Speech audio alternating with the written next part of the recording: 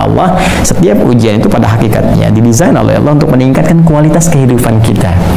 Karena semua ujian itu, pemahamannya itu tidak pernah datang kecuali untuk meningkatkan kualitas. Silakan kalau nggak percaya ya, kita kadang-kadang di satu sisi bisa memahami dengan mudah, tapi sisi lain terkait hidup kita sendiri, kok jadi susah gitu logika itu dipakai.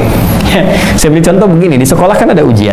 Kita mengerti kan setiap kali ada ujian itu untuk meningkatkan kualitas ilmu kita, makanya kita belajar kan, supaya terlihat ilmu kita itu meningkat. Kalau nggak belajar berarti nggak lulus. Ya makanya kan kuasa atau frame terkecilnya itu supaya lulus. Lulus itu apa sih maksudnya?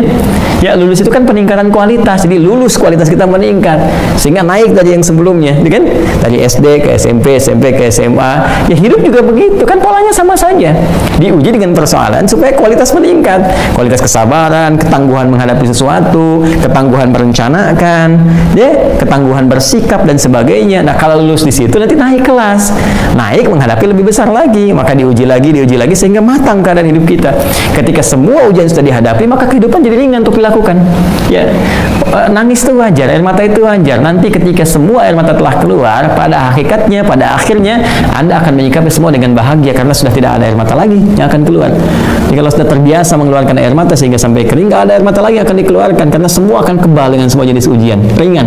Jadi hidupnya akan jadi menyenangkan saja kalau benar cara menghadapinya. Maka Al-Quran mengatakan, katakan pada dirimu, inna lillahi, semua itu punya Allah. Allah kasih ketentuan, la yukallifullahu nafsan illa wusaha, nggak mungkin Allah uji di luar batas kemampuan, kan? Kemudian pasti ada solusinya, inna ma'al usri yusra, ini ringan, pasti akan selesai, kan?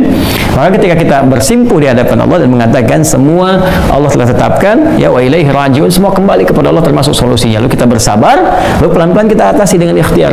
Maka orang seperti ini di ayat 157-nya, ulaika alaihim salawatun min rabbihim wa rahmah wa ulaika humul muhtadun. Ya maka orang-orang ini ulaika alaihim salawatun min rabbihim, orang-orang ini mendapat salawat dari Rabbnya, dari Allah Subhanahu wa Ta'ala. Nah, salawatnya apa yang dimaksudkan? Ya satu, pahala-pahala ya dari kesabaran mereka. Yang kedua ampunan dari Allah ketika mereka memohon. Kan banyak orang diuji itu sering minta ampun kan? Ya diuji sakit, sabar, ya Allah, ya Allah, ya Allah, turun ampunan, kan? Ya terus dapat pahala banyak. Karena nggak sadar ketika diuji kan, coba loh.